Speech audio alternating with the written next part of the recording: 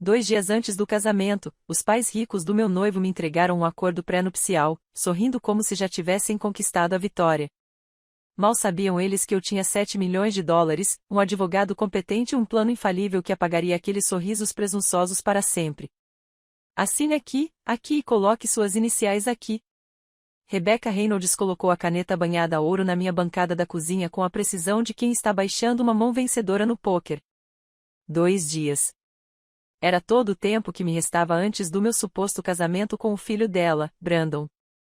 E ela escolheu justamente esse momento, 19h47 de uma quinta-feira, para aparecer sem avisar no meu apartamento com o marido, Samuel, e um acordo pré-nupcial de 30 páginas.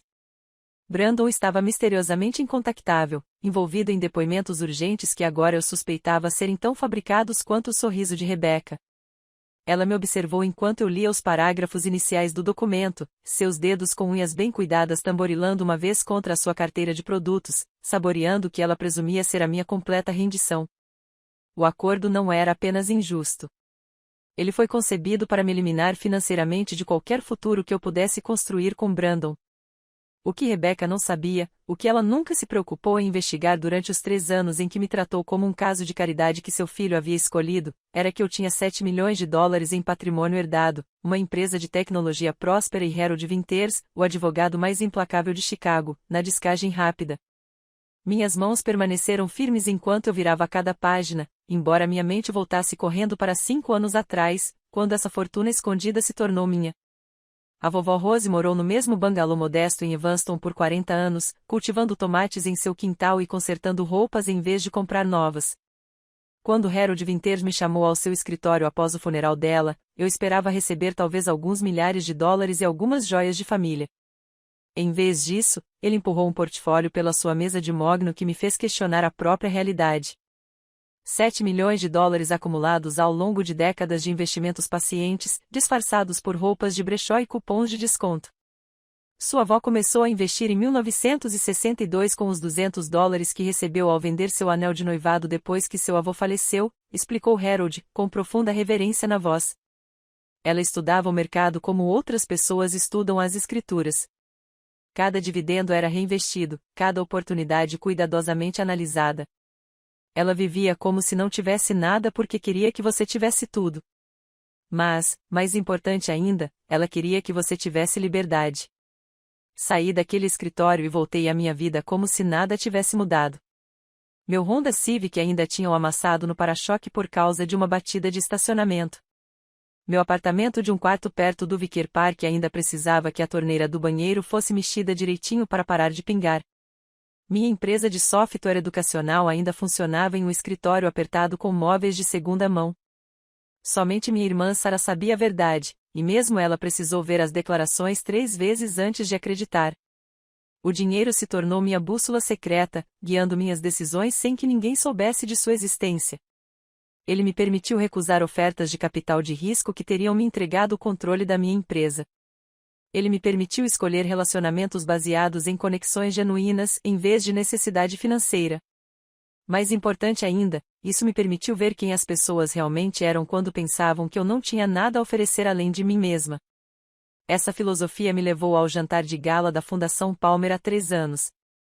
Minha empresa havia doado um software de aprendizagem adaptativa para o programa de alfabetização deles, e participar do evento beneficente fazia parte da parceria. Eu estava perto da mesa do leilão silencioso, maravilhado com a audácia de alguém em pedir 30 mil dólares por algo que parecia expressar raiva com tinta acrílica, quando Brandon Reynolds apareceu ao meu lado. Estou encarando essa obra há 10 minutos, disse ele, inclinando a cabeça para a tela. Ou estou perdendo algo profundo, ou estamos todos fingindo que o rei está nu. Sua honestidade naquela sala cheia de pretensão me pegou de surpresa. Passamos as 2 horas seguintes perto daquela mesa de leilão, com ele fazendo perguntas genuinamente interessadas sobre como meu software se adaptava a diferentes estilos de aprendizagem. Eu fiquei surpreso ao encontrar um herdeiro de uma grande fortuna que realmente entendia de educação algorítmica. Ele não mencionou uma única vez o escritório de advocacia da família ou seus bens imobiliários. Ele era simplesmente Brandon, um homem curioso sobre tecnologias que poderiam ajudar crianças a aprender. Nosso relacionamento cresceu lenta e organicamente. O café se transformou em almoço, que se transformou em jantar, que se transformou em fins de semana inteiros explorando os bairros de Chicago. Ele nunca sugeriu restaurantes que eu não pudesse pagar. Nunca presumiu que eu largaria tudo por causa da agenda dele. Nunca, nem por um segundo, me fez sentir como alguém do lado errado da divisão econômica que ele havia cruzado para estar comigo.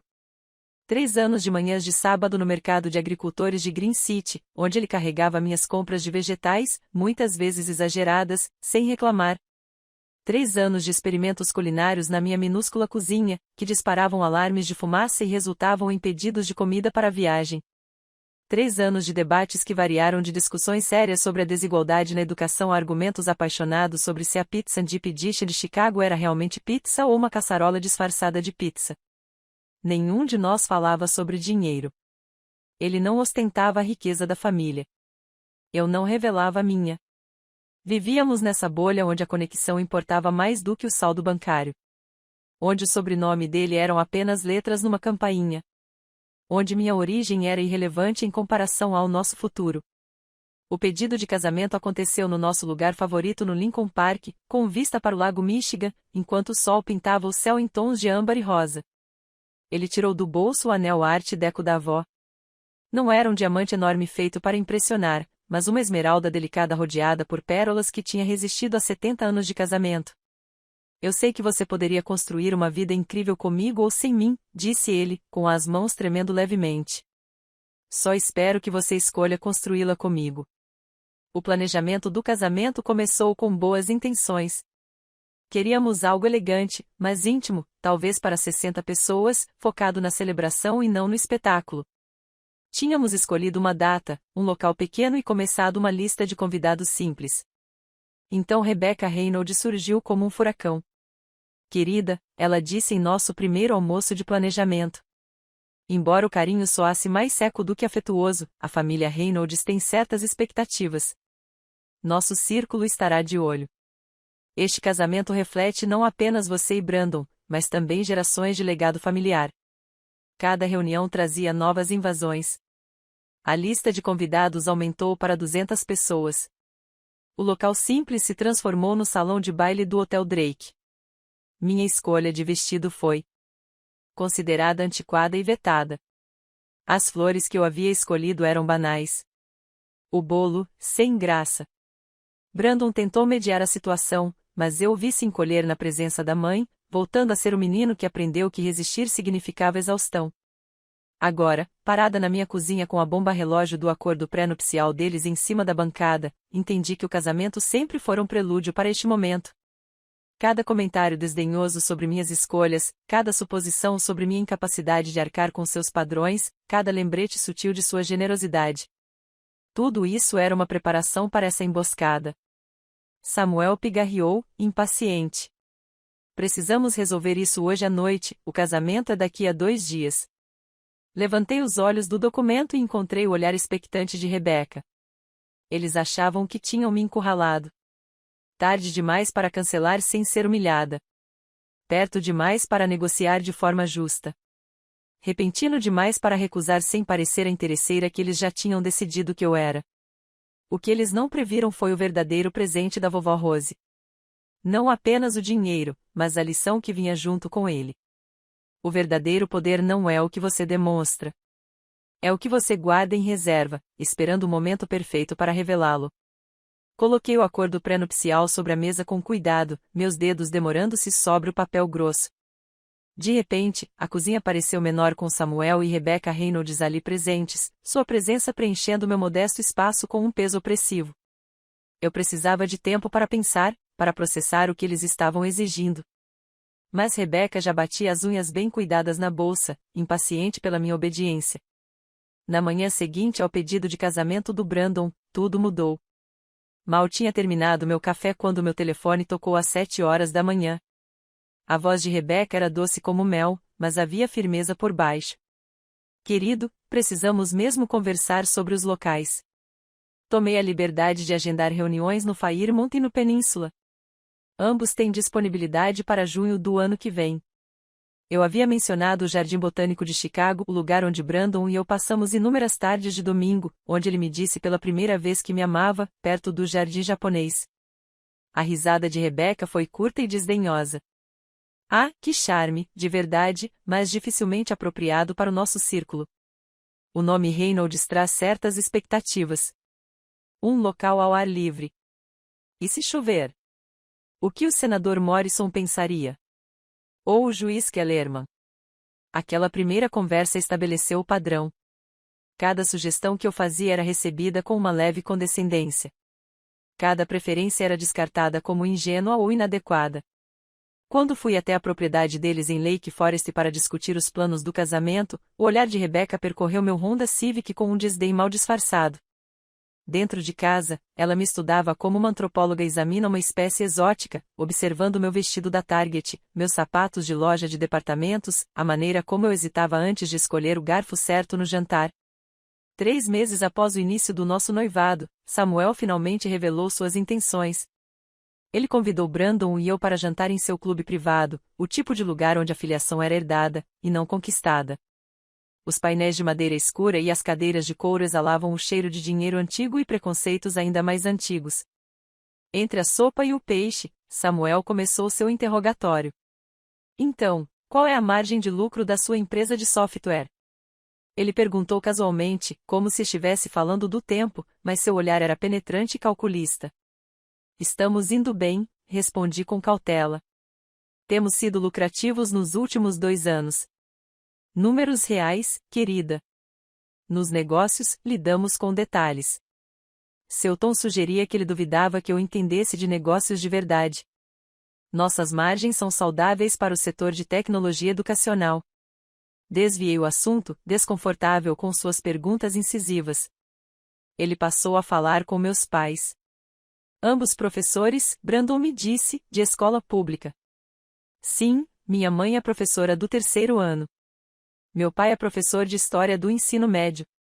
Profissão admirável, disse Samuel num tom que sugeria o contrário.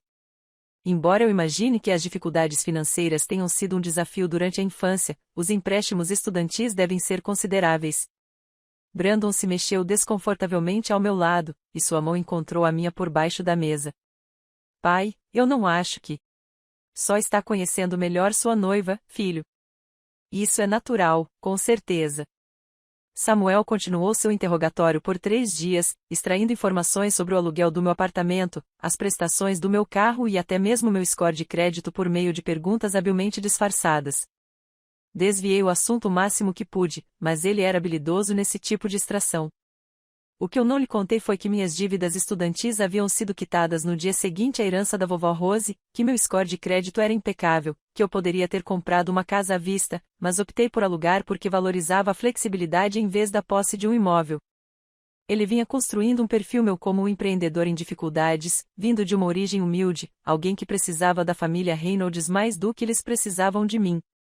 A disputa pela lista de convidados foi a mais reveladora.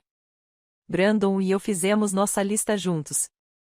60 pessoas que realmente importavam para nós. Meus amigos da faculdade, os colegas dele da faculdade de Direito, nossas famílias, os colegas que se tornaram amigos. Rebecca deu uma olhada e sacou sua própria lista. Tomei a liberdade de acrescentar alguns nomes, disse ela, entregando-me 3 páginas digitadas.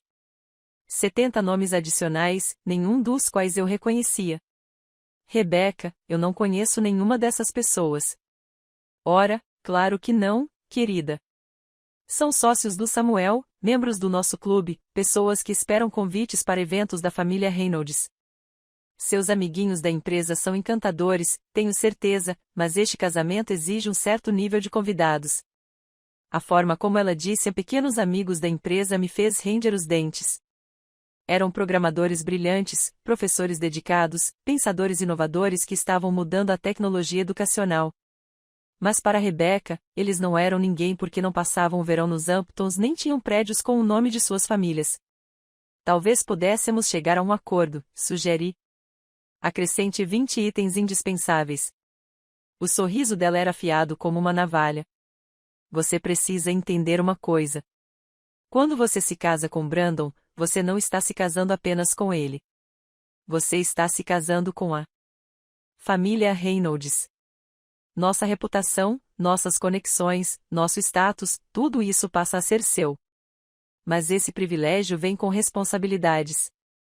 Brandon tentou intervir, mas Rebecca o interrompeu com um olhar que eu já tinha visto antes. Aquele olhar que o lembrava de quem controlava o fundo fiduciário, quem detinha as rédeas do dinheiro da família, quem podia tornar sua vida confortável ou complicada.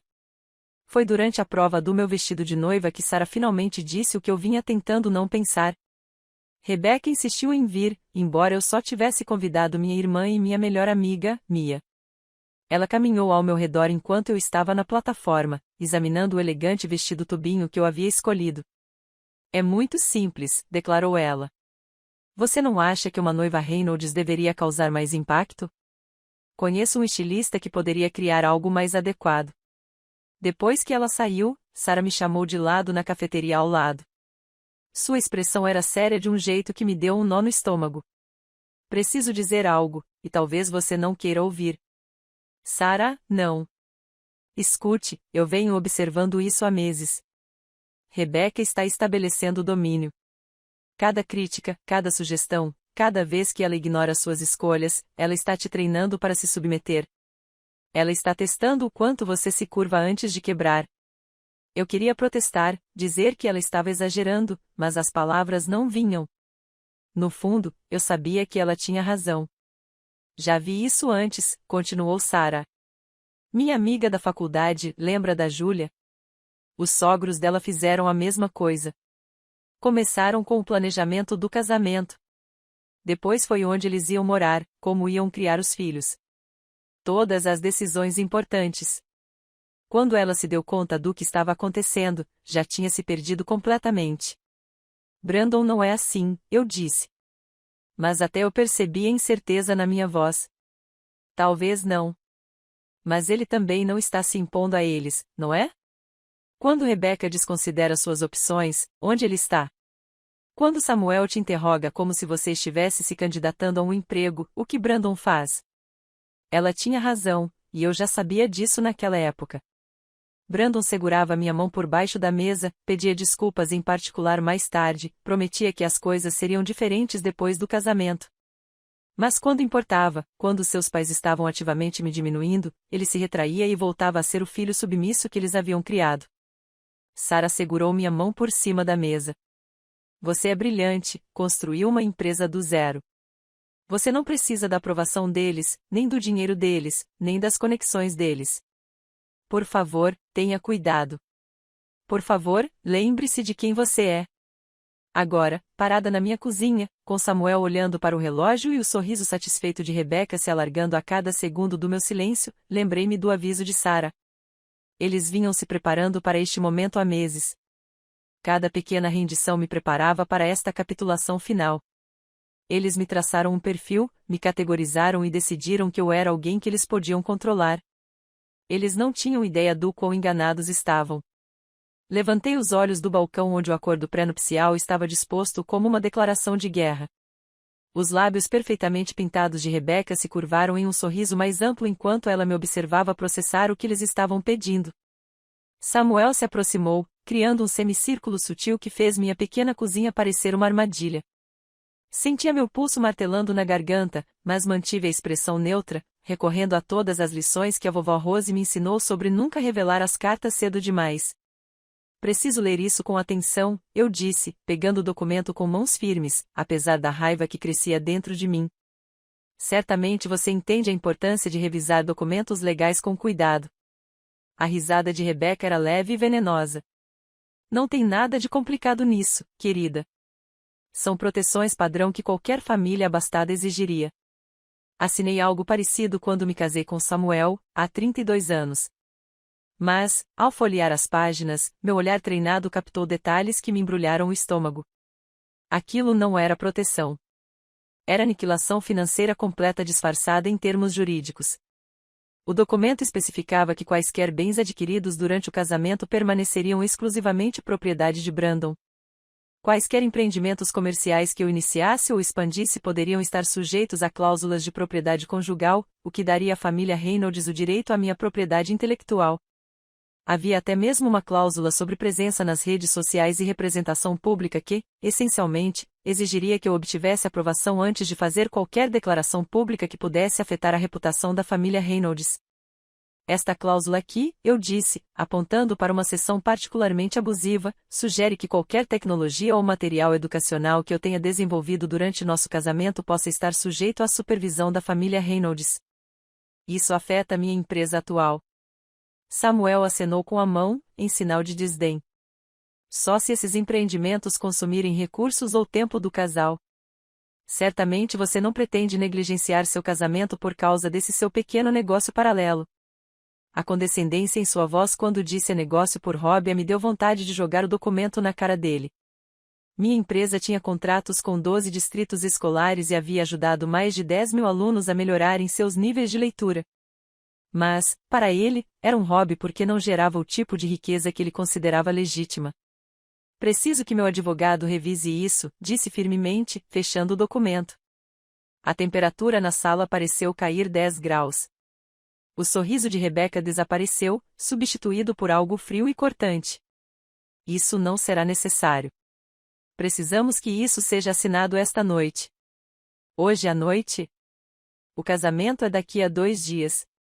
Exatamente por isso que isso precisa ser resolvido imediatamente, disse Samuel, mudando seu tom de desdenhoso para ameaçador. Investimos recursos consideráveis neste casamento. O Hotel Drake, as flores, o buffet $90.000, para ser exato, mas estamos preparados para cancelar tudo, se necessário. O valor tinha o objetivo de me intimidar, de me fazer sentir culpada pelo dinheiro que haviam gasto. O que eles não sabiam era que $90.000 era menos do que o rendimento da minha carteira de investimentos em um bom trimestre. Você está me dando um ultimato? Perguntei, querendo ter absoluta certeza do que estava acontecendo. Rebecca tirou uma caneta Mont Blanc da bolsa e a colocou no balcão ao lado do documento com uma precisão teatral. Estamos lhe dando uma escolha.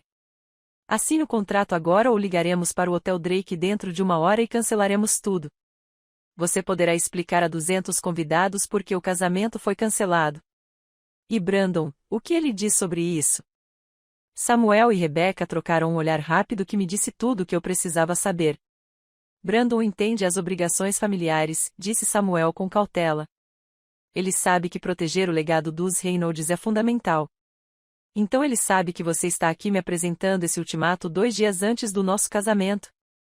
Brandon está em depoimento, disse Rebecca com naturalidade. Naturalidade demais. Isso não podia esperar pela agenda dele. Peguei meu celular. Então você não se importará se eu ligar para ele. Ele não pode ser incomodado durante os depoimentos, disse Samuel rapidamente. Você sabe como são esses assuntos jurídicos. Mesmo assim, liguei. O telefone tocou uma vez antes de ir para a caixa postal. Alguém havia recusado a chamada. Tentei novamente. Mesmo resultado. Na terceira tentativa, a assistente de Brandon atendeu. Olá, Jennifer. Preciso falar com Brandon com urgência. Sinto muito, senhorita Vance, mas o Sr. Reynolds está prestando depoimento e não pode ser interrompido. Por trás da voz profissional de Jennifer, ouvi algo que me gelou o sangue, o som característico do ambiente de um restaurante. Tilintar de taças, conversas abafadas, alguém rindo. Brandon não estava em depoimento. Ele estava almoçando em algum lugar enquanto seus pais me surpreendiam em minha própria casa. Obrigada, Jennifer, eu disse, encerrando a ligação. Olhei para Samuel e Rebecca, olhei para eles de verdade. Eles estavam na minha cozinha como conquistadores inspecionando o território capturado, absolutamente certos da vitória. Eles orquestraram toda essa emboscada. O momento, a ausência de Brandon, a pressão do casamento iminente. Eles me rotularam como alguém sem recursos, sem opções, sem poder. Alguém que desmoronaria diante da possível humilhação de um casamento cancelado. Você precisa ir embora, eu disse baixinho. Rebecca ergueu as sobrancelhas. Com licença. Saia do meu apartamento agora. O rosto de Samuel ficou vermelho. Escute aqui, mocinha. Não, você que escuta. Peguei o acordo pré-nupcial e o segurei entre nós. Você entrou na minha casa sem ser convidado, tentou me coagir a renunciar aos meus direitos e fez isso garantindo que seu filho não pudesse interferir. Isso não é uma negociação. É uma emboscada, e eu não reajo bem a emboscadas. Se você não assinar isso hoje à noite, não haverá casamento, disse Samuel, baixando a voz para um rosnado. Então essa é uma decisão sua, respondi, surpresa com a calma na minha voz, já que por dentro eu estava gritando. Você está optando por cancelar o casamento do seu filho porque eu não vou abrir mão do meu futuro sem a assessoria de um advogado. Explique isso aos seus 200 convidados. Rebeca se aproximou, seu perfume se tornando avassalador no meu pequeno espaço. Você está cometendo um erro terrível. Você realmente acha que Brandon vai escolher você em vez da família dele, da herança, de tudo que ele conheceu a vida inteira? A pergunta pairava no ar como uma lâmina. Era a mesma pergunta que eu vinha evitando há meses. Aquela que sussurrava nos momentos de silêncio, quando Brandon não conseguia me defender das sutilezas da mãe ou dos comentários desdenhosos do pai.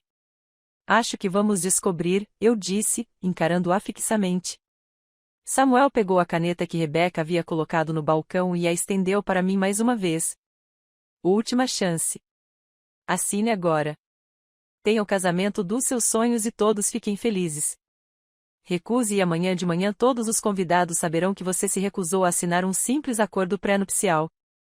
O que você acha que eles vão presumir sobre suas intenções?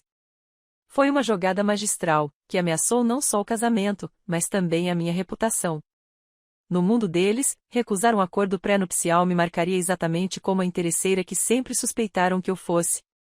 Eles esperavam que eu desmoronasse sob o peso dessa possível vergonha. Em vez disso, fui até a porta e a abri. Saia.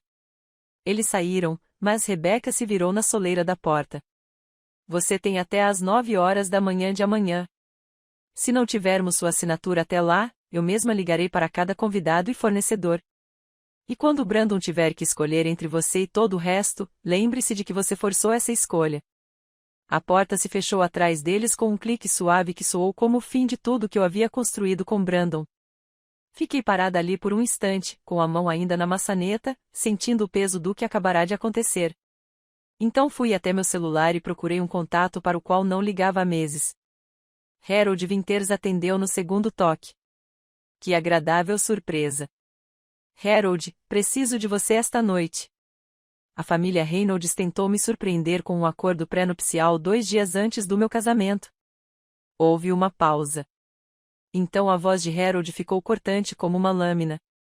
Chego aí em 1 hora. E não assinem nada. Não concordem com nada. E documentem tudo o que se lembrarem desta conversa enquanto ainda estiver fresco na memória. Desliguei o telefone com Harold e imediatamente abri meu laptop, meus dedos deslizando pelo teclado enquanto eu documentava cada detalhe da emboscada dos Reynolds, enquanto as palavras deles ainda ardiam vivas em minha memória. O jeito como Rebecca sorriu enquanto me observava ler a sentença de morte financeira deles. O tom desdenhoso de Samuel quando chamou minha empresa de hobby. O momento calculado da ausência de Brandon. Cada detalhe importava agora. 45 minutos depois, Harold Winters estava à minha porta, com sua pasta surrada em uma mão e um bloco de notas na outra. Aos 73 anos, ele se movia com a energia determinada de alguém que passou 5 décadas desmantelando empresas opressoras e contratos abusivos. Seu terno cinza estava impecável apesar do horário avançado, e seus cabelos grisalhos estavam perfeitamente penteados como sempre. Mostre-me o documento, disse-lhe sem rodeios, sentando-se à minha mesa de jantar e tirando os óculos de leitura. Entreguei-lhe o acordo pré-nupcial e servi-nos café enquanto ele lia. Os únicos sons no meu apartamento eram o farfalhar das páginas e, ocasionalmente, uma inspiração profunda quando Harold se deparava com cláusulas particularmente abusivas. Sua expressão se tornava mais sombria a cada página, e as rugas em sua testa se aprofundavam. Após 20 minutos, ele largou o documento, tirou os óculos e esfregou a ponte do nariz. Em 47 anos de prática jurídica, vi alguns contratos predatórios. Este não é apenas predatório. É prisão financeira disfarçada de linguagem jurídica. Eles podem exigir o pagamento se eu assinar? Seria juridicamente vinculativo. Embora algumas cláusulas possam não resistir a uma análise mais rigorosa. Mas esse não é o ponto. O ponto é que eles não estão tentando proteger ativos. Eles estão estabelecendo a propriedade. Veja esta cláusula de propriedade intelectual. Qualquer tecnologia educacional que você tenha desenvolvido durante o casamento poderia ser reivindicada como propriedade conjugal, sujeita aos interesses da família Reynolds. Sua empresa atual poderia ser comprometida. Harold pegou seu bloco de notas e começou a fazer anotações com sua caligrafia impecável. Eles cometeram um erro crucial. Revelaram suas intenções cedo demais e de forma muito agressiva. Agora, fale-me sobre sua situação financeira. Cada detalhe. Recuperei meus arquivos do cofre do quarto. Extratos de investimentos. A avaliação da empresa da nossa última rodada de financiamento. Documentos dos 2 imóveis que comprei para alugar com parte da herança da minha avó. Harold analisou cada documento metodicamente, ocasionalmente fazendo anotações ou perguntas para esclarecer dúvidas. 7,3 milhões em ativos líquidos e investimentos, resumiu ele. Outro 1,5 milhão em valor de mercado da empresa, embora esse valor seja menos líquido. Imóveis avaliados em aproximadamente 800 mil, patrimônio líquido total próximo a 10 milhões. Ele olhou para mim por cima dos óculos. E a família Reynolds não tem conhecimento disso. Nenhum. Tenho sido muito cuidadosa. Meus cartões de crédito têm limites modestos. Dirijo um Honda. Moro aqui. Gesticulei em direção ao meu apartamento de 1 quarto. Até o Brandon só sabe que eu administro uma pequena empresa de tecnologia. Harold recostou-se na cadeira, um sorriso lento se espalhando por seu rosto marcado pelo tempo. Eles erraram feio nos cálculos. Agora vamos elaborar nossa resposta. Não apenas uma contraproposta, mas uma reversão completa da tentativa de manipulação do poder. Trabalhamos lado a lado, Harold redigindo o texto, enquanto eu fornecia detalhes financeiros e contextos sobre o negócio. O novo acordo pré-nupcial que criamos era tudo que o deles não era, equilibrado, justo e protegia o patrimônio e os rendimentos futuros de ambas as partes. O contrato incluía disposições relativas à minha propriedade intelectual que impediriam qualquer reivindicação sobre a minha empresa ou seus desenvolvimentos. Especificava que os bens herdados permaneceriam propriedade exclusiva da família. Incluía até cláusulas sobre interferência nos negócios da família, algo que Harold acrescentou com particular satisfação. Esta seção aqui, ele apontou para um parágrafo perto do final, impede que a família de qualquer uma das partes exerça influência indevida sobre as decisões matrimoniais. Se eles quiserem jogar o jogo do acordo pré-nupcial, vamos garantir que isso funcione para ambos os lados. Às 11h30, tínhamos o documento completo. Harold havia pedido um favor para que ele fosse formatado e encadernado profissionalmente.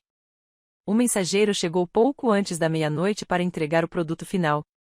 Parecia tão oficial e imponente quanto o documento que os Reynolds haviam apresentado.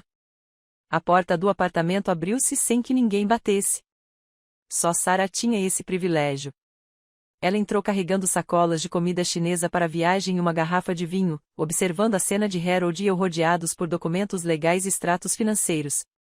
Imaginei que você precisaria de algo para comer, disse ela, desembalando recipientes com macarrão lo mein e frango com laranja, e provavelmente de alguém para te dissuadir de qualquer fantasia de vingança no meio da noite. Tarde demais para isso, eu disse, mostrando-lhe nossa contraproposta. Sarah leu o texto enquanto comia direto da embalagem de comida para a viagem. Sua expressão mudou de preocupação para admiração. Isso é genial. Você não está apenas se defendendo, está partindo para o ataque. A melhor defesa é sempre, disse Harold, aceitando um prato de comida de Sarah com um apreço paternal. Você está mesmo preparada para revelar tudo? Perguntou Sarah. A herança, a avaliação da empresa, tudo. Depois que isso vier à tona, não tem como voltar atrás. Passei a noite inteira debatendo essa questão. Durante anos, encontrei segurança no anonimato financeiro, em ser valorizada por quem eu era, e não pelo meu patrimônio líquido. Mas os Reynolds me forçaram a fazer essa escolha. Eles tentaram me destruir financeiramente porque pensaram que eu era impotente, eu disse. Eles precisam entender exatamente quem tentaram manipular. Sarah apertou minha mão. Estou orgulhosa de você. A maioria das pessoas teria desistido por medo ou explodido de raiva. Você não está fazendo nenhuma das duas coisas. Você está sendo estratégica. A vovó Rose aprovaria, eu disse, pensando em como minha avó construiu sua fortuna discretamente enquanto todos presumiam que ela era apenas uma velha frugal. Harold começou a arrumar sua pasta. Descanse um pouco. Amanhã será intenso. Os Reynolds não vão subestimar esse contra-ataque. Depois que ele saiu, Sarah me ajudou a organizar a documentação. Você teve notícias do Brandon? Nada. O celular dele está desligado desde a visita dos pais. Isso diz muito, disse Sarah, cautelosamente. Eu sei. O silêncio de Brandon soou como mais uma traição. Ou ele sabia da emboscada e era cúmplice, ou estava fraco demais para se preocupar comigo depois do ataque aos pais dele. Nenhuma das duas opções era promissora para o nosso futuro. Sarah ficou até quase 2 horas da manhã. Sua presença foi um conforto enquanto a dúvida e a raiva lutavam para dominar minha mente. Antes de ir embora, ela me abraçou forte. Aconteça o que acontecer amanhã, você está fazendo a coisa certa. Não deixe ninguém te diminuir só para se sentir importante. Não consegui dormir depois que ela saiu. Em vez disso, fiquei sentada no meu laptop elaborando a mensagem que enviaria para Brandon ao amanhecer. Precisava ser cuidadosamente redigida, fria o suficiente para transmitir minha raiva, vaga o bastante para não revelar nada dos meus planos. Eu queria ver sua reação genuína, não uma atuação ensaiada pelos pais dele. Às 5h47 da manhã, enviei a mensagem: Giovanni, meio-dia, precisamos conversar. Sua resposta veio rapidamente, sugerindo que ele também não havia dormido. Claro, está tudo bem? Não respondi. Deixe-o-se perguntar, deixe-o se preocupar. Em 6 horas, eu saberia se o homem com quem planejava me casar ficaria ao meu lado ou cederia à pressão da família. O acordo pré-nupcial e os demonstrativos financeiros estavam na minha pasta, perto da porta, à espera. O contra-ataque estava preparado. Agora, eu só precisava saber se o usaria contra 3 pessoas ou contra 2. A manhã se arrastou em incrementos agonizantes. Tomei banho, vesti-me cuidadosamente com um vestido azul marinho que transmitia confiança sem ostentação e cheguei à casa de Giovanni 15 minutos antes do horário marcado. O restaurante guardava inúmeras lembranças de Brandon e eu compartilhando pratos de massa e sonhos para o nosso futuro. Agora, seria palco tanto da reconciliação quanto da ruptura definitiva de tudo que havíamos construído juntos. Escolhi uma mesa de canto de onde podia ver a entrada, pedi água com gás e esperei. Minha pasta estava ao meu lado, contendo os documentos financeiros e o novo acordo pré-nupcial que poderiam salvar ou afundar meu relacionamento. O pessoal do almoço começou a chegar. O som agradável das conversas e o tilintar dos talheres contrastavam fortemente com a tempestade que se formava dentro de mim. Brandon chegou exatamente ao meio-dia e fiquei sem fôlego com sua aparência. Seu terno, geralmente impecável, estava amarrotado, a gravata torta, olheiras profundas como hematomas. Parecia que ele havia envelhecido 5 anos da noite para o dia. Quando ele me viu, um lampejo de desespero cruzou seu rosto antes que ele se recompusesse e se aproximasse. Sentou-se pesadamente, sem sequer tentar me dar o beijo de costume na bochecha. Antes de você dizer qualquer coisa, preciso que saiba que eu não fazia ideia do que meus pais estavam planejando. Quando cheguei em casa ontem à noite e eles me contaram o que tinham feito, eu perdi completamente a cabeça. Tivemos a pior briga de todas. No entanto, você estava convenientemente em depoimento ontem à noite, eu disse, mantendo a voz calma. Depoimentos que pareciam muito com um restaurante. Quando Jennifer atendeu o telefone, seu rosto se contorceu. Disseram-me que era importante que eu me mantivesse afastado, que se tratava de um assunto de família que precisava ser tratado com delicadeza. Pensei que fossem discutir os detalhes do casamento com você, talvez repassar algumas tradições familiares. Nunca imaginei que te surpreenderiam com um acordo pré-nupcial, principalmente um tão agressivo. Mas você sabia que eles queriam um acordo pré-nupcial? Sim, admitiu ele, com os ombros caídos. Eles vêm insistindo nisso desde que ficamos noivos. Eu ficava dizendo que daria um jeito, que conversaríamos sobre isso como adultos.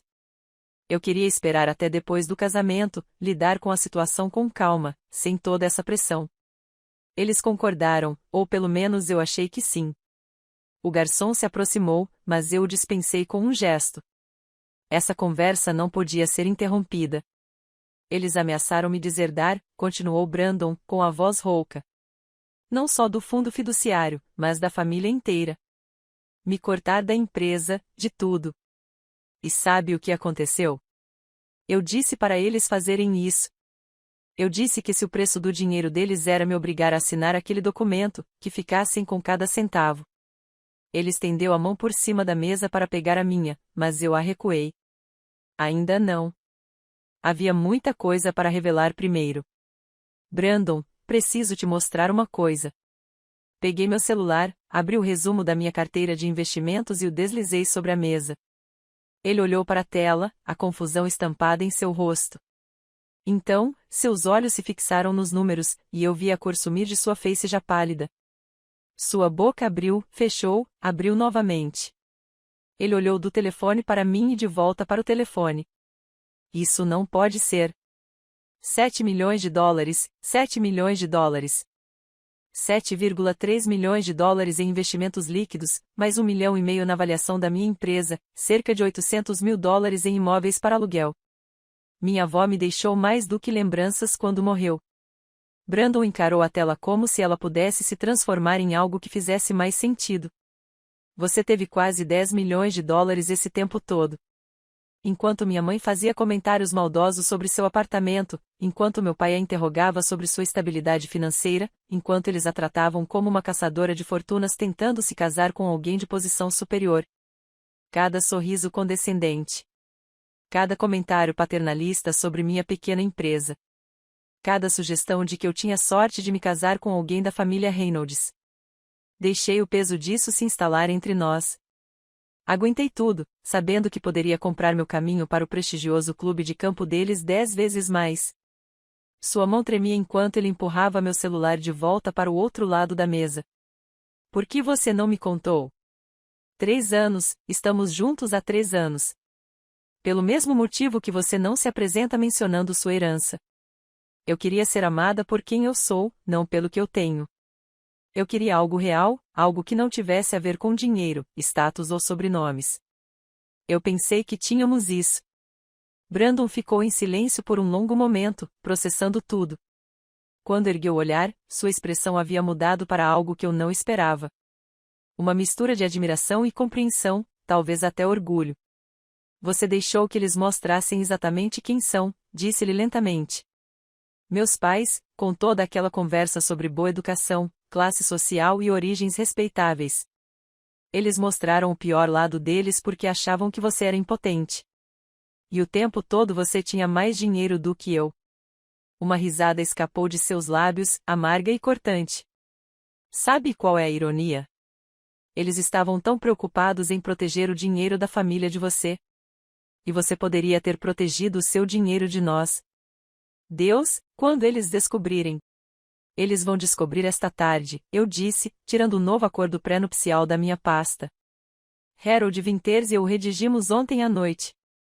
É justo, equilibrado e protege ambas as partes igualmente, incluindo a proteção dos meus bens e da minha propriedade intelectual.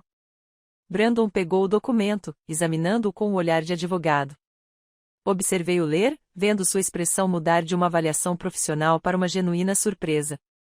Isso é, na verdade, completamente razoável, mais do que razoável. É generoso considerando o que você está trazendo para o casamento. Ele olhou para mim. Isso faz com que o documento deles pareça o que realmente é, um ataque financeiro. A questão é, Brandon, qual é a sua posição? Porque às 15 horas de hoje, vou me encontrar com seus pais no Metropolitan Club. Vou apresentar esta contraproposta e revelar exatamente quem eles tentaram intimidar. Mas preciso saber, você está do meu lado ou entre nós? Ele pousou o documento e inclinou-se para a frente, com um olhar intenso. Preciso que você entenda uma coisa. Passei 30 anos sob o controle deles. 30 anos sendo gerenciado, dirigido, moldado segundo a visão deles de como um herdeiro Reynolds deveria ser. Cada decisão importante, cada relacionamento, cada escolha foi filtrada e aprovada por eles. Até isso, até mesmo amar você, tornou-se algo que eles precisavam controlar e conter. Sua voz se tornou mais forte. Mas o que eles fizeram ontem, o que tentaram fazer com você, finalmente quebrou algo em mim. Ou talvez tenha consertado algo que estava quebrado o tempo todo. Eu não quero o dinheiro dele se vier com condições que estrangulem todos que eu amo. Eu não quero a aprovação dele se isso significar tratar as pessoas como aquisições a serem gerenciadas. Ele estendeu a mão para mim novamente e desta vez eu deixei que a pegasse. Não estou entre você e eles. Estou ao seu lado, encarando-os como iguais, como parceiros, como sempre deveria ter sido. O alívio que me invadiu foi avassalador. Você entende o que isso significa? Eles podem realmente cumprir as ameaças. A deserdagem, a empresa, tudo isso. Então, construirei minha própria carreira com alguém que me veja como mais do que apenas o nome Reynolds. Ele apertou minha mão com mais força. Conte-me o plano. O que acontece às 3 horas? Descrevi a estratégia de Harold. Apresentei a contraproposta. Revelei minha situação financeira. Estabeleci novos limites para o nosso casamento e o envolvimento deles nele. Brandon ouviu atentamente, assentindo ocasionalmente com a cabeça, sua expressão endurecendo com determinação. Eles serão pegos de surpresa, disse ele. Principalmente a mãe, ela construiu toda a percepção que tem de você partindo do pressuposto de que você precisa mais de nós do que nós de você. Clube Metropolitano, 15 horas. Harold estará lá como meu representante legal. Você está preparado para isso? O maxilar de Brandon se contraiu com uma determinação que eu raramente vira nele. Eles me controlaram a vida toda. Usaram dinheiro e obrigações familiares como uma coleira. Isso acaba hoje. Saímos da casa de Giovanni separadamente. Brandon foi para casa trocar de roupa e vestir seu melhor terno, enquanto eu voltei para meu apartamento para reunir os documentos e me preparar para o que estava por vir. Harold já estava me esperando no saguão do Metropolitan Club quando cheguei às 14h45. Sua presença inspirava respeito nos funcionários, que claramente reconheciam a autoridade legal quando a viam. Pronto para a batalha? Perguntou ele em voz baixa, ajustando seus óculos de aro de metal. Estou tão preparada quanto qualquer pessoa pode estar para destruir o complexo de superioridade dos meus sogros, respondi, segurando minha pasta com firmeza. O Metropolitan Club era a velha riqueza de Chicago condensada em arquitetura, painéis de madeira escura, cadeiras de couro que acomodaram homens poderosos por gerações, pinturas a óleo de industriais há muito falecidos observando de molduras douradas. Eu havia escolhido esse lugar especificamente porque ali o nome Reynolds era apenas um entre muitos. Eles não podiam impor sua autoridade com a mesma facilidade que podiam em seu próprio clube de campo. Brandon chegou às 14h55, com uma aparência completamente transformada em relação ao homem abatido que fora almoçar. Seu terno cinza escuro estava impecavelmente passado, sua postura ereta, sua expressão marcada por uma determinação que eu raramente vira. Ele beijou minha bochecha e sussurrou juntos antes de se sentar ao meu lado. Nos posicionamos estrategicamente à mesa da sala de jantar privativa. Harold à minha direita, Brandon à minha esquerda, nossos documentos organizados à nossa frente como munição. A frente unida que apresentávamos era deliberada. Não se tratava de uma conversa em família, mas de uma negociação comercial. Às 3h15, Samuel e Rebecca Reynolds chegaram. 15 minutos atrasados, mas com a jogada de poder padrão para impor domínio. Eles entraram de repente, esperando me encontrar ansioso, checando meu relógio, preocupado com o desagrado deles. Em vez disso, nos encontraram absortos em uma discussão sobre uma das cláusulas do contrato, mal levantando os olhos para reconhecer sua chegada. Não temos muito tempo, anunciou Samuel, puxando uma cadeira com força desnecessária. O jantar de ensaio é amanhã à noite, e isso precisa ser resolvido. Rebecca sentou-se ao lado dele, seu casaco Chanel impecável, a expressão já irradiando desaprovação. Imagino que você tenha caído em si. O casamento é amanhã. Certamente você não quer criar um drama desnecessário. Levantei os olhos do documento que estava revisando com Harold, encarando-a fixamente. Não haverá nenhum problema se conseguirmos chegar a um acordo razoável. O acordo já foi apresentado, disse Samuel, num tom que não admitia contestação. Basta assiná-lo. Na verdade, eu disse, deslizando nossa contraproposta pela mesa. Estamos aqui para discutir os termos. Seu documento era inaceitável. Esta é a nossa alternativa. O rosto de Rebeca corou. Isto não é uma negociação. Você assina o nosso acordo ou o quê? A voz de Brandon cortou o ar como uma lâmina. Você vai cancelar o casamento? Vá em frente, mãe. Eu mesmo ligarei para cada convidado esta noite e explicarei exatamente o porquê que meus pais tentaram extorquir financeiramente minha noiva 2 dias antes do nosso casamento. O choque em seus rostos era profundo. Rebeca chegou a recuar como se Brandon a tivesse agredido fisicamente. Samuel abriu a boca, mas nenhuma palavra saiu. Em 30 anos, eles nunca tinham ouvido o filho falar com tanta autoridade. Brandon, começou Rebeca, com a voz ligeiramente trêmula. Você não entende as implicações. Eu entendo perfeitamente, interrompeu Brandon. Você a emboscou na própria casa dela. Tentou forçá-la a renunciar aos seus direitos sem assistência jurídica. Tentou estabelecer controle financeiro sobre o nosso casamento antes mesmo de ele começar. Eu entendo exatamente o que você fez. Samuel foi o primeiro a se recuperar, com seu instinto de advogado entrando em ação. Trata-se de proteger o patrimônio da família, nada mais.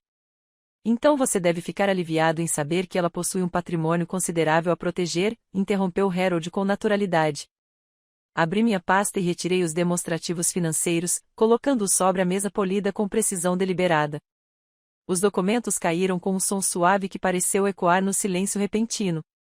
Antes de rejeitar nossa contraproposta, eu disse, com a voz firme apesar do coração acelerado, há algo que você precisa saber sobre quem você tem tentado intimidar. Samuel estendeu a mão para os papéis com a confiança de alguém acostumado a analisar documentos financeiros. Essa confiança evaporou-se assim que seus olhos percorreram a primeira página. Sua mão chegou a tremer ao virar para a segunda página, e depois para a terceira. Rebeca inclinou-se para a frente, tentando ler por cima do ombro dele, seu rosto perfeitamente sereno se desfazendo como porcelana fina. Isto é, Samuel começou, depois parou, e depois começou de novo. Isto não pode ser verdade. Cada centavo foi documentado e verificado, disse Harold com satisfação. Contas de investimento, propriedades, avaliação da empresa. O patrimônio líquido da Sra. Vance é de aproximadamente 10 milhões de dólares. E tem sido assim durante todo o período do relacionamento dela com seu filho. A boca de Rebeca abria e fechava sem emitir som. Algo inédito para mim. Ela olhava dos documentos para mim, depois para Brandon e de volta para os documentos, como se esperasse que eles se reorganizassem em algo que fizesse sentido em sua visão de mundo. 7 milhões em patrimônio herdado, eu disse calmamente. Outro 1,5 milhão na minha empresa de tecnologia que você desdenhou como um hobby. 800 mil em imóveis para aluguel. Tudo meu antes mesmo de eu conhecer Brandon. O silêncio se prolongou tanto que eu conseguia ouvir o tic-tac do relógio antigo na lareira. Samuel pousou os documentos com um cuidado exagerado, como se fossem explodir.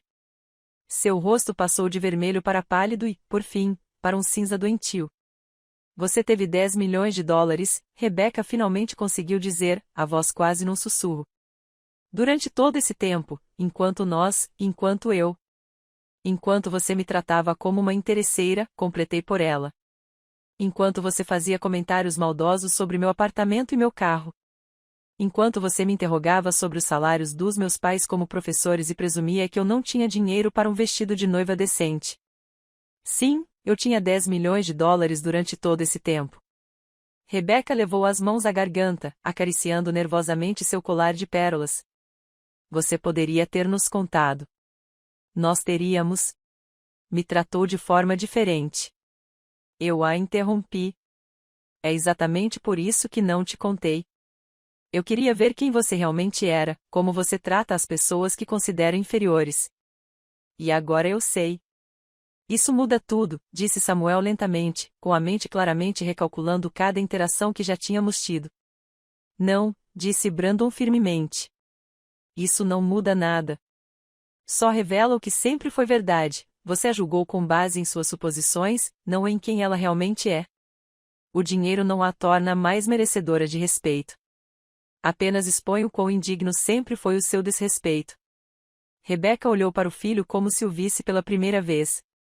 Brandon, estávamos tentando te proteger. De quê? De me casar com uma mulher bem-sucedida e rica que me amava sem saber do meu fundo fiduciário. Sim, de que destino terrível você estava me livrando. Harold pigarreou. Talvez devêssemos nos concentrar no assunto em questão. A contraproposta que a Sra. Vance e eu preparamos é extremamente justa. Ela protege igualmente o patrimônio de ambas as partes, inclui disposições sobre propriedade intelectual e estabelece limites claros para o envolvimento da família nas decisões conjugais. Samuel pegou nosso acordo pré-nupcial, seus movimentos mecânicos. Ele começou a ler, seus instintos profissionais assumindo o controle, apesar do choque evidente. Rebecca ficou paralisada, olhando para mim como se eu tivesse me transformado em outra pessoa completamente diferente. A dinâmica de poder na sala havia se invertido por completo. As pessoas que entraram esperando submissão agora se deparavam com iguais. Não, com pessoas que as haviam superado em manobras completamente. A emboscada que haviam planejado meticulosamente acabou se tornando a própria humilhação deles. Samuel largou nosso acordo pré-nupcial depois de lê-lo 2 vezes, com uma expressão indecifrável. Rebecca permaneceu imóvel, os dedos ainda agarrados às pérolas como se fossem uma tábua de salvação para o mundo que ela conhecia. O relógio de parede no canto tic-taqueava constante, marcando segundos que pareciam horas. Este acordo, disse Samuel finalmente, com voz ponderada e profissional, é na verdade mais favorável a Brandon do que o que propusemos a nós, respondeu Harold. Um casamento é uma parceria, não uma aquisição hostil. O maxilar de Samuel se contraiu. Ele pegou o celular e se afastou da mesa, falando em voz baixa com alguém, sem dúvida sua equipe jurídica. Rebecca observava o marido com uma expressão que eu nunca tinha visto em seu rosto antes, incerteza. Preciso de ar, anunciou ela de repente, levantando-se com menos elegância do que o habitual. Caminhou até a janela com vista para Michigan Avenue, de costas para nós, com os ombros rígidos sob o casaco de grife. Brandon estendeu a mão para pegar a minha por baixo da mesa. A palma da sua mão estava firme, quente e reconfortante. Aguardamos em silêncio enquanto Samuel fazia 3 ligações telefônicas diferentes, cada uma aparentemente mais acalorada que a anterior. Consegui captar fragmentos. Não, isso não é aceitável. Ian, encontre outra maneira. E, finalmente, não me importo com o que Thompson pensa. Após 20 minutos, Samuel retornou à mesa. Minha equipe jurídica quer fazer algumas modificações.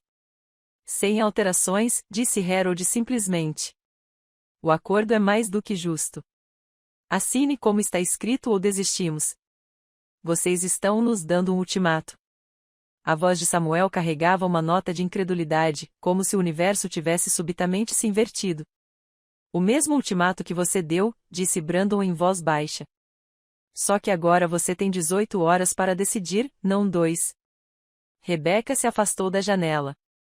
Seu rosto havia perdido a compostura habitual, revelando algo vulnerável por baixo. Por quê? Perguntou ela, olhando diretamente para mim. Por que você escondeu isso de nós? A pergunta pairava no ar. Eu poderia ter dado a resposta fácil, que não era da conta deles, que minhas finanças eram privadas. Mas algo em sua expressão, uma rachadura na fachada que ela mantivera por 3 anos, me fez escolher a honestidade. Minha avó passou a vida inteira sendo julgada por não ter o suficiente, eu disse. Ela era brilhante, estratégica, paciente, e todos a descartavam como apenas mais uma mulher da classe trabalhadora que recortava cupons de desconto. Quando ela me deixou sua fortuna, também me deixou uma lição. O dinheiro não revela o caráter, ele o esconde. As pessoas mostram quem realmente são quando acham que você não tem nada que elas queiram. Rebecca estremeceu como se eu lhe tivesse dado um tapa. Voltou lentamente para o seu lugar, parecendo envelhecer anos naqueles poucos passos. Precisaremos de tempo para analisar isso adequadamente, disse Samuel, embora seu tom tivesse perdido a autoridade anterior. Você tem até o meio-dia de amanhã, respondeu Harold. O casamento é às 4. Isso deve ser tempo suficiente para uma decisão. Nós os deixamos sentados naquela mesa polida, com o mundo deles embaralhado como um baralho de cartas. No elevador, Brandon me puxou para seus braços, me abraçando com tanta força que eu podia sentir seu coração acelerado. Você estava magnífica, ele sussurrou em meu cabelo. Naquela noite, Harold me ligou 3 vezes para me dar novidades. A equipe jurídica da Reynolds havia tentado negociar alterações nos nossos termos. Em todas as ligações, Harold respondeu com a mesma mensagem: o acordo permanece como está. Assine ou cancele. Brandon passou a noite no apartamento dele. Decidimos honrar pelo menos essa tradição, mas ele me ligou à meia-noite, com a voz exausta. Eles estão brigando, disse ele. Consigo ouvi-los do meu antigo quarto. Mamãe está acusando o papai de não ter feito a devida diligência. Papai está culpando-a por tirar conclusões precipitadas com base nas aparências. Eles estão discutindo há horas. Você está bem? Perguntei, sabendo o quão difícil devia ser ouvir seus pais se descontrolando. Na verdade, sim, disse ele, e pude perceber surpresa em sua voz. Pela primeira vez na minha vida, a raiva deles não é um problema meu para resolver. As suposições deles não são um fardo que eu preciso administrar. É libertador. Quase não dormi naquela noite, alternando entre a confiança na nossa situação e a ansiedade sobre o que amanhã nos reservaria. Sarah ficou comigo, preparando chá e oferecendo distrações, mas ambas sabíamos que não havia nada a fazer a não ser esperar. Exatamente às 9 horas da manhã do dia seguinte, meu dia de casamento, a campainha tocou. Um mensageiro estava do lado de fora com um envelope ostentando o brasão da família Reynolds. Minhas mãos tremeram levemente enquanto eu assinava e fechava a porta. Lá dentro estava nosso acordo pré-nupcial, assinado por Samuel e Rebecca Reynolds, devidamente testemunhado e autenticado em cartório. Um bilhete manuscrito, escrito com a caligrafia precisa de Samuel, estava preso na frente. Senhora Vance, ou melhor, futura senhora Reynolds, você se mostrou mais formidável do que prevíamos. Talvez seja exatamente disso que Brandon e esta família precisam. Aguardamos ansiosamente para recebê-la como merece. Samuel Reynolds. Não havia bilhete de Rebecca. Sua assinatura no documento foi a única comunicação que ela ofereceu. Rendição expressa em elegante caligrafia cursiva. Sarah leu o bilhete por cima do meu ombro e riu. Mal posso esperar para te receber como deve ser. Depois de 3 anos te tratando como lixo. Mas eu entendi o verdadeiro significado do bilhete. Era uma admissão de derrota, sim, mas também um reconhecimento de igualdade. Eu os havia forçado a me enxergar não como a mulher que eles haviam imaginado, mas como a mulher que eu realmente era. 3 horas depois, enquanto minha mãe me ajudava a vestir o vestido de noiva e Sarah ajeitava meu véu, bateram na porta da suíte nupcial. Meu pai atendeu e eu ouvi a voz de Rebecca, mais suave do que jamais ouvirá. Poderia falar com você por um instante? Minha mãe e Sarah trocaram olhares, mas eu assenti. Elas saíram, deixando Rebecca e eu sozinhas pela primeira vez desde a emboscada no meu apartamento. Ela carregava uma pequena caixa de joias de veludo, segurando-a com uma hesitação incomum. Sumiram a armadura de roupas de grife e a postura imperial. Ela parecia vulnerável, quase frágil. Estes pertencem à avó de Samuel, disse ela, abrindo a caixa para revelar brincos antigos de safira. A profundidade do azul refletia a luz. Margaret Reynolds. Ela era costureira e casou-se com o avô de Samuel em 1921. Contra todas as objeções da família. Chamavam-na de caçadora de fortunas, diziam que ela o havia enganado. Durante a Grande Depressão, quando os negócios da família estavam falindo, ela vendeu suas joias todas, exceto estas, e usou suas economias de anos de costura para manter a empresa à tona. Ela salvou o legado dos Reynolds. Rebecca estendeu a caixa para mim. Ela teria gostado de você. Acho que alguém que entende que o verdadeiro valor nem sempre é visível na superfície. Foi o mais próximo que cheguei de um pedido de desculpas da Rebecca Reynolds, e de alguma forma foi o suficiente.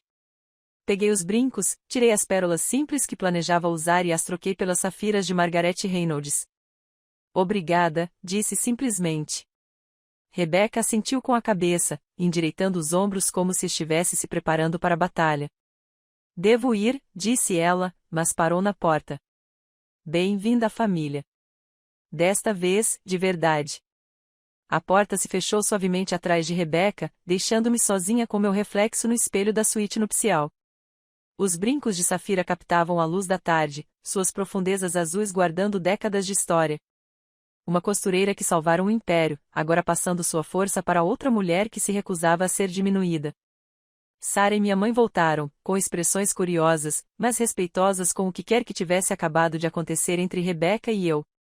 Pronta para casar? Perguntou Sara, alisando uma ruga invisível do meu vestido. Mais do que pronto, eu disse, e era verdade. A batalha já estava ganha antes mesmo da cerimônia começar. Ao caminhar pelo corredor do salão de baile do Hotel Drake, notei que tudo havia mudado. Os convidados que antes me ignoravam agora me observavam com grande interesse. Samuel estava de pé com os padrinhos, seu aceno de cabeça demonstrando genuíno respeito. Rebeca estava sentada na primeira fila, com as mãos delicadamente cruzadas no colo, ostentando uma expressão que eu nunca tinha visto antes, algo próximo da humildade. Brandon esperava no altar, o rosto transformado por uma emoção que me deixou sem fôlego. Não era apenas amor, mas libertação. Ambos tínhamos sido libertados pela verdade, e agora podíamos construir algo real sobre esse alicerce. A cerimônia transcorreu num turbilhão de votos tradicionais que ganharam um novo significado. Quando Brandon prometeu me honrar e me amar, sua voz carregava o peso de alguém que já havia provado essas palavras. Quando prometi estar ao seu lado nos bons e maus momentos, ambos sabíamos que eu já o havia feito. Na recepção, a verdadeira transformação se revelou. Durante o coquetel, Samuel se aproximou de mim enquanto Brandon conversava com seus amigos da faculdade de Direito. Ele carregava 2 taças de champanhe e me ofereceu uma com uma expressão de genuína curiosidade, em vez de sua habitual avaliação calculista. Estive analisando a estrutura do seu portfólio de investimentos, disse-ele sem rodeios. A estratégia de diversificação é impressionante. Foi sua avó que a criou ou você a modificou? Ambas, respondi, aceitando o champanhe. Ela construiu a base, mas eu fiz ajustes com base nas condições de mercado e nos setores emergentes. A tecnologia, particularmente a tecnologia educacional, está subvalorizada no momento. Samuel inclinou-se para a frente, baixando a voz. Tenho um cliente interessado em investir nesse setor. Você estaria disposto a discutir suas ideias? Não agora, é claro, mas talvez em um almoço na próxima semana. O homem que tentará me dominar financeiramente 48 horas antes agora buscava minha ajuda. A reviravolta foi tão completa que parecia surreal. Pedirei ao meu assistente que ligue para o seu, disse eu, imitando seu tom profissional. Durante o jantar, Rebeca realizou sua própria transformação. A esposa do governador se aproximou da nossa mesa para nos parabenizar e Rebeca se levantou, colocando a mão no meu ombro com uma surpreendente demonstração de carinho. Senhora Morrison, permita-me apresentar-lhe minha nora. Ela é a brilhante empreendedora por trás da EduTech Solutions. Sabe, a empresa que acaba de ganhar o contrato estadual para software de aprendizagem adaptativa. O orgulho em sua voz era genuíno. A senhora Morrison me envolveu em uma discussão de 20 minutos sobre reforma educacional enquanto Rebeca observava com algo próximo à satisfação maternal. Sua sogra fala muito bem de você, disse a senhora Morrison enquanto se preparava para voltar à sua mesa. Ela a chamou de uma joia escondida que a família Reynolds teve a sorte de descobrir. Mais tarde, durante as tradicionais fotos de família, os parentes distantes de Brandon me trataram com uma deferência que nada tinha a ver com sentimentos afetuosos e tudo a ver com um rápido recálculo do meu valor. Seu primo James, que antes me ignorava em reuniões familiares, de repente quis discutir uma possível colaboração entre sua empresa de marketing digital e a minha. Talvez possamos conversar depois da sua lua de mel, eu disse educadamente, sem nenhuma intenção de concretizar a conversa. O momento mais significativo aconteceu durante nossa primeira dança. Brandon me abraçou forte enquanto a banda tocava nossa música, sua respiração quente contra minha orelha. Você não apenas os derrotou, ele sussurrou. Você me libertou também. 30 anos. 30 anos sendo gerenciado, controlado, dirigido. Cada decisão filtrada pela aprovação deles. Cada escolha medida de acordo com as expectativas deles. Ele recuou um pouco para me olhar, os olhos brilhando com lágrimas não derramadas. Passei a vida inteira aceitando que o dinheiro deles vinha com correntes. Você me mostrou que essas correntes eram tão fortes quanto o meu medo de perder a aprovação deles. Você me mostrou que era possível enfrentá-los e sobreviver. Nós mostramos um ao outro, corrigi, pensando em como o apoio dele havia tornado minha revelação possível. Eu não teria conseguido fazer isso sem você ter escolhido ficar ao meu lado. Enquanto dançávamos juntos, vislumbrei nossos convidados por cima do ombro de Brandon. Harold Winters ergueu sua taça de champanhe em um brinde silencioso, com uma expressão de satisfação. Sarah chorava de alegria enquanto fingia retocar a maquiagem. Meus pais dançavam por perto, e meu pai me lançou uma piscadela orgulhosa quando nossos olhares se cruzaram. 6 meses se passaram desde o dia do casamento, e as mudanças permanecem inalteradas. Nosso acordo pré-nupcial continua intocado no cofre do banco. Seu propósito já foi cumprido, não como proteção contra o divórcio, mas como documento que estabeleceu nossa igualdade. Rebecca agora liga antes de vir visitar, perguntando de fato em vez de anunciar. Terça-feira seria bom para o almoço? Ela pergunta, respeitando minha resposta de que tenho reuniões com clientes. A mulher que antes invadia todos os limites agora espera o convite. Samuel me envia regularmente oportunidades de investimento, buscando genuinamente minha opinião. Seus e-mails vêm com anotações como achei que isso poderia te interessar ou gostaria de saber sua perspectiva sobre isso. A condescendência foi substituída por respeito mútuo. Os jantares de domingo com a família Reynolds agora acontecem mensalmente, e não semanalmente. Estabelecemos esse limite desde o início e, surpreendentemente, eles o têm respeitado. Quando participamos, a dinâmica mudou completamente. Rebecca pergunta sobre minha empresa com genuíno interesse. Samuel discute as tendências de mercado como iguais. Até os irmãos de Brandon me tratam como um igual, e não como um intruso. Nossa casa, um sobrado em Lincoln Park que compramos juntos, com os 2 nomes na escritura, tornou-se um símbolo da nossa parceria equilibrada. Não é o apartamento modesto ao qual eu me apegava, nem a mansão ostentosa que os pais dele teriam escolhido, mas algo que reflete nós dois. Às vezes, fico no meu escritório em casa olhando para a foto da vovó Rose na minha estante e sinto a presença dela. Ela viveu a vida inteira deixando que as pessoas a subestimassem, enquanto construía silenciosamente um império. Ela me ensinou que a verdadeira riqueza não é o que você ostenta, mas como você a utiliza quando mais importa. Os Reynolds aprenderam essa lição da maneira mais difícil. Pensavam que estavam emboscando uma garota indefesa que precisava do filho deles mais do que ele dela. Em vez disso, encontraram alguém que havia passado anos estudando suas estratégias enquanto escondia suas próprias cartas. Minha vingança não consistia em destruí-los. Estava em obrigá-los a me enxergar com clareza pela primeira vez. O acordo pré-nupcial que eles usaram como arma tornou-se o espelho que refletia suas próprias suposições. Seus sorrisos desdenhosos eram dirigidos a alguém muito mais formidável do que jamais imaginaram. E, no fim, não tiveram escolha senão reconhecer isso. Os tesouros que se escondem à vista de todos são muitas vezes os mais valiosos, e os adversários que você nunca vê chegar são os mais perigosos de todos. Se esta história de como dar a volta por cima e enfrentar sogros folgados te fez torcer por justiça, clique no botão a curtir agora mesmo. Minha parte favorita foi quando coloquei aqueles demonstrativos financeiros na mesa e vi o complexo de superioridade da família Reynolds desmoronar em segundos. Qual foi o seu momento favorito de doce vingança? Deixe um comentário abaixo. Não perca mais histórias emocionantes como esta. Inscreva-se e ative o sino de notificações para nunca perder um novo vídeo.